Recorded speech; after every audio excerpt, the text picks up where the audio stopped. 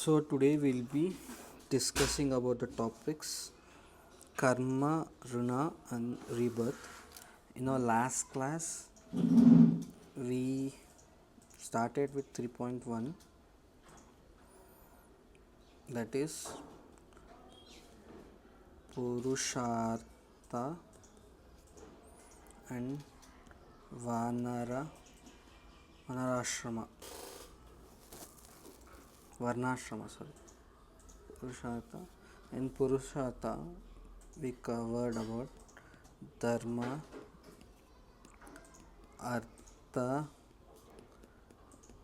Kama and Moksha in detail. In Varnashrama, that is Brahmacharya,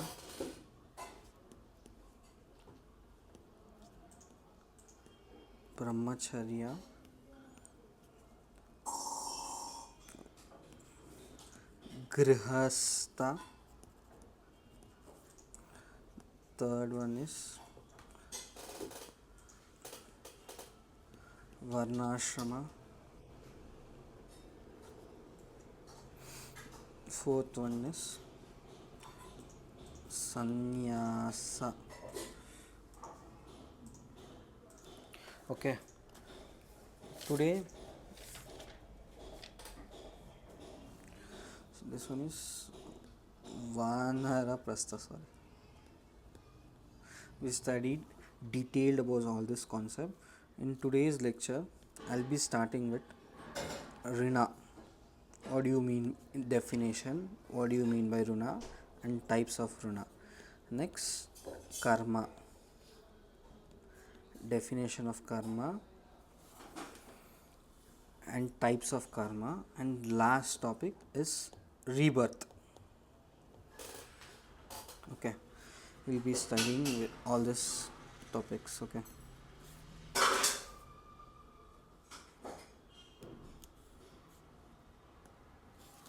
let's start with a discussion with concept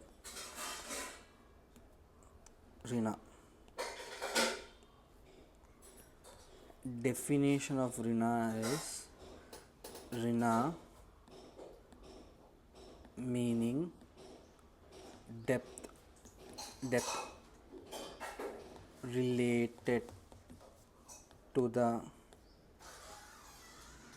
senses of obligation of a man to his duties and for ensuring continuity of tradition. This is an one line definition of Runa. What do you mean by Runa means? In a nutshell, if I want to say, Runa means it is a depth means loan. You need to pay back it in order to get moksha. If I want to give one more definition, what according to Dharma Shastra Rina means, according to Dharma Shastra, the obligations or debts that every Hindu has towards gods, towards parents, towards society, towards nature is known as Rina. So let's study in detail.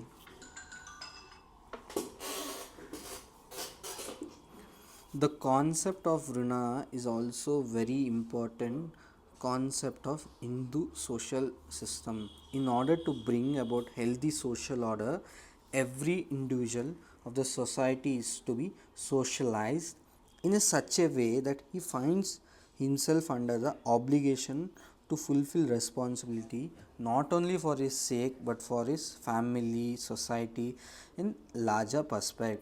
All these obligations are runa. Every Hindu is born with certain debts which he has to repay in his lifetime for salvation. The underlying idea of this theory is to make the members of the society aware of their past arrays and responsibility and obligation. Following the different types of rina, one has to repay once in lifetime. See, you have to repay all these runa in order to get salvation or moksha. Everyone is born with certain types of debts. You need to repay it in your lifetimes. Okay, what are those types of runa? Is deva runa, pitru runa, rishi runa, manushya runa, and bhuta runa. These types are the debts one owes to the god and goddesses. This may be repaid through recreation of Vedas, offering sacrifices, performing yagnas, and showing devotion in a variety of forms. Recreating of Vedas, offering sacrifices, performing yagna, showing devotion in varieties of ways is known as Devaruna. Then Rishi Runa. Rishi Runa is also known as during your time of Brahmacharya, your Guru, Rishi Runa or Guru Runa. You can tell anything. Guru teaches you after your end of brahmacharya you need to repay what he has taught to you in terms of guru dakshina or anything. That is known as rishi runa or guru runa. Pitru runa, your parents gave birth to you. You need to take care of them in their old age times or when they are in difficult times. Your mother carried you in you 9 months in her womb. You need to take care of your mother. That is known as Pitraruna. After their death, you need performing Pindadana. You have the certain duties and obligations. You have to repay it. All those things is known as Pitraruna. Then is Manusharuna. It is a debt we own to our fellow human beings and society. It can be repaid by helping others, showing kindness, compassion, and contributing to the welfare of society is known as Manusharuna. Bhutaruna, it is a debt we owe to all the beings and nature. It can be repaid by protecting animals, plants, and environment is known as Bhutaruna. Then so we have completed the topic Rina. So start with the definition. Any of this definition you can start.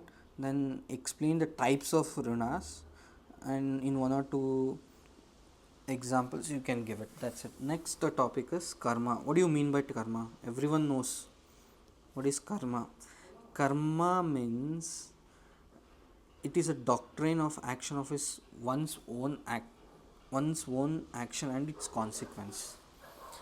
In other word, if you want to tell, efficacy of an action of a person is known as karma.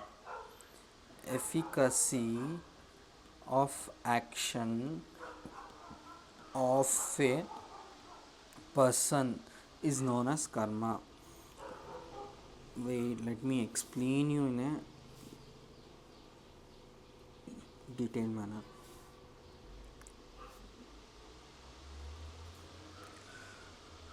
Karma, you perform certain action, you get result is karma. Example, studying for UPSC exam, you studied very well, you get results. If you don't study, you will fail. That's it. Now I guess everyone got to know what is karma. Efficacy of an action of a person is known as karma.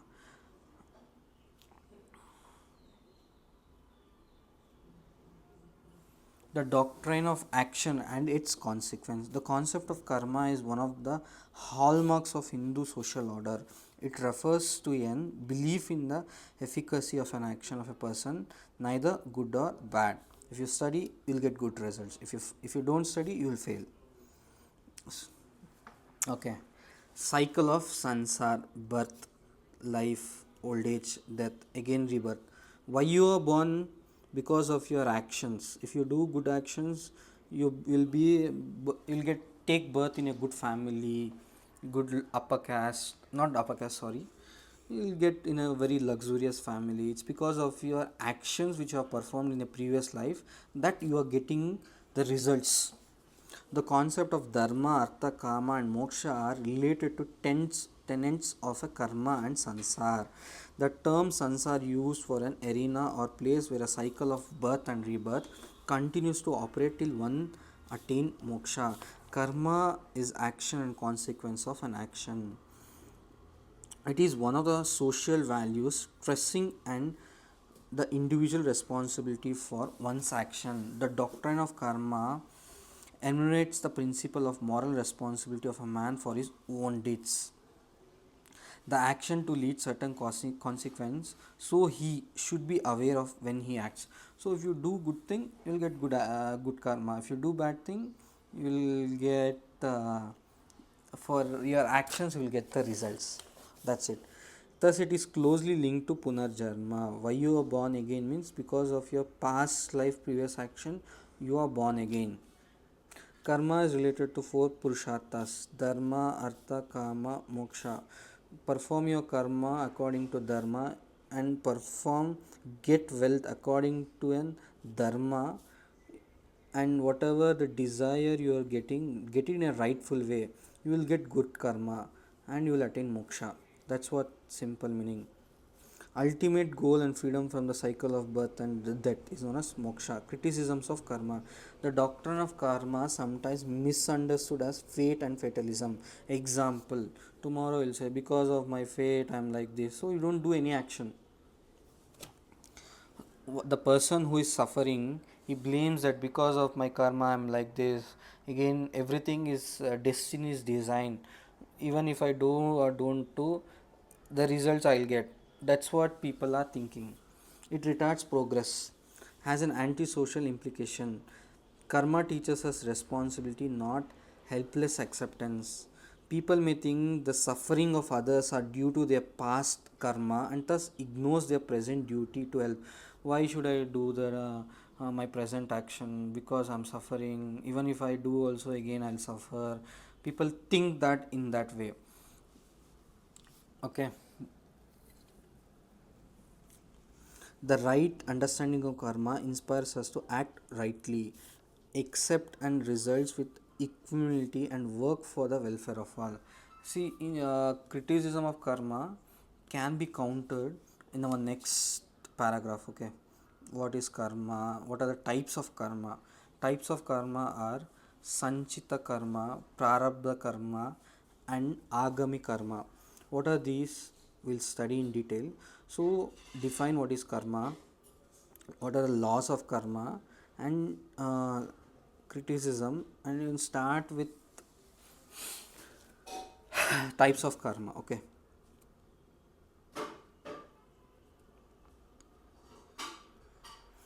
The law of karma actions. Karma can be in three types. Is classified into three types as per Upanishads.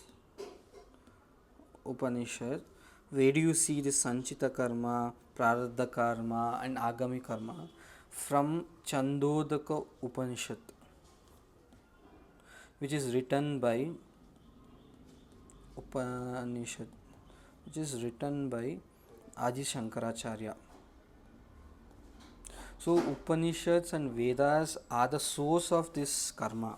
Hinduism, the philosophical schools have been come from this Chandodaka Upanishads and had all kind of different types of Upanishads. We have classified karmas into three types. What are those? Sanchita karma, accumulated karma. Example, in your previous life,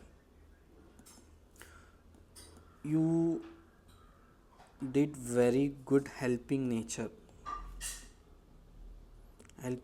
or studied only max, only max, but you were not getting such good results. In your next life, in astrology, you will get a very strong Mercury. People who have very strong Mercury are very good at max. So I am very bad at max. Okay, my friend, even though he doesn't work study so much, but he does very good, he's very good at max. He get automatically interest towards max because of accumulated karma in his previous life resulted. He'll enjoy the fruits in this life. In an simple example manner I'm explaining. Sanjita karma comprises actions performed in the earlier life. Such action accumulated over the previous life becomes karma, which is known as adrushta. You call one of your rich friend, hey, you have very good luck. Your luck is very good. You are born in very wealthy family. It's not luck because of his previous life good deeds. He is born in such a family. That's it. So that is Sanchita karma. Then is Prarartha karma. The accumulated action can be either good or bad. Hence the result, how much sometimes you'll be working very hard. Then also problems comes towards you only. You'll be crying because in your previous life you had troubled someone, so you're suffering in this life. So this is Sanchita karma. So uh, can we change our destiny? Destiny, can we change? Yes, free prarabdha karma you cannot change because where you should be born, in which family, how wealthy you should be your dad. You cannot choose your dad, right? Choose your dad. So this cannot be changed because sanchita karma cannot be changed. But agami karma, once you born to a very rich family, example, your dad has a big construction business. He gives you a business, but taking care of the business, handling the daily affairs is your agami karma. That means going to work, interacting with the clients. That is agami karma. Means the current action decides your tomorrow's life, tomorrow's future is known as agami karma. The actions which are being performed in the present and these actions which are to be performed in the future and called accumulating actions. Because of this accumulating action you will get the results. Example, studying for UPSC with very hard work, after 1 year you will get the results. That is agami karma. Okay, so sometimes the luck will favor. Sometimes some will get very good marks at interview even if we give the bad interview, but interviewer will give 20 marks or 30 marks extra. It's because of sanchita karma, the accumulated wealth, adrushta or luck from the previous life. It gets converted into your interview marks, because interviews are pure. Most of the time people tell 10 or 20 marks it's because of luck, but rest in 225 marks. Okay, in interview, okay, example, in 250 marks is your GS1 paper. 90 marks is your agami karma. Without studying you won't get. You studied well. Rest 10 marks is your sanchita karma. Because of previous life actions you get some kind of luck. That it talks. Okay, karma dharma and Hindu social organization. The belief in karma and dharma has direct reliance in Hindu social organization, which is based on the arrangement of caste into a grade order. See, if you do good karma, you will be born in an upper caste. If you are doing very bad karma, you will be born in lower caste. See all the sufferings, people start taunting you, crying, all those because of your actions which you have performed in your previous life. Hindu society is supposed to be governed by the rather strict rules and the caste behavior. The hierarchy, in turn, is linked with the quality of one's karma. One can say that if one's actions are good, one will be born in a higher caste in the next birth.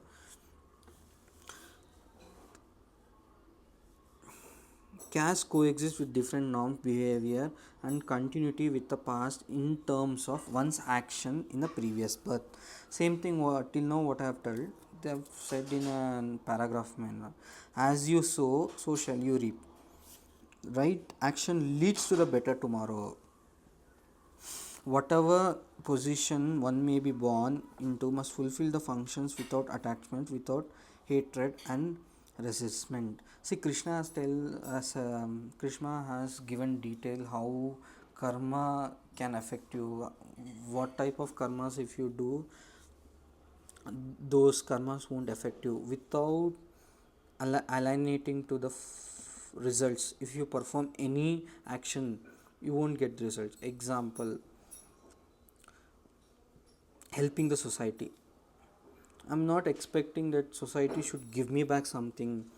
uh, okay, I gave 100 rupees to the society, so society should give me 110 rupees back. If you start doing helping nature in that manner, you will be uh, you will be you will get karma according to your work. If you are performing your duty without selfless, without expecting any results in back, then you will get, you won't be getting fruits. You'll escape from the cycles of birth and rebirth. That's what Krishna said. So perform your duty without expecting to your results, alienating towards results. That's what karmanya vade varaste ma phalechu kadachale. Do your duty without expectation. Results and all I will give. Okay, I guess we have completed karma. What do you mean by karma, and what are types of karma? How do you perform karma, and how karma is linked to a Hindu social organization? If you do good karma, you'll be born in a good family. Rebirth. The last topic of today's is rebirth. Okay, bear with me for just 5 minutes. I'll complete it. Rebirth. The cycle of life according to Hindu philosophy. Actions of karma. You'll get good, some good or bad results. Then you will be born, rebirth because of your karma, life experience in the world, death, physical body. So it's getting repeated because of your actions. The concept of karma is fully developed and owed into the belief in rebirth, that is punarjanma, which in turns in retarded to the belief of concerning heaven and hell and moksha. So if you do good work, you will get heaven. If you are performing very bad actions, you will go to hell. But how do you get moksha? When all the accumulated wealth get exhausted, then you are not eligible for the rebirth. That is moksha or salvation. The concept of rebirth or transmigration of soul is based on the belief that the atma is immortal and imperishable. You cannot destroy your atma. Atma is eternal. Atma enters to a body. So the death is only for the body, not for the atma. In the events of moksha, it again reunites with Paramatma. Once you get moksha, the Atma reunites with Paramatma. In the popular context, rebirth is in the accordance with the deeds or karma. The principle assured that those who live a life in a conformity with dharma, whose actions are governed by dharma, should expect a better and more prosperous life.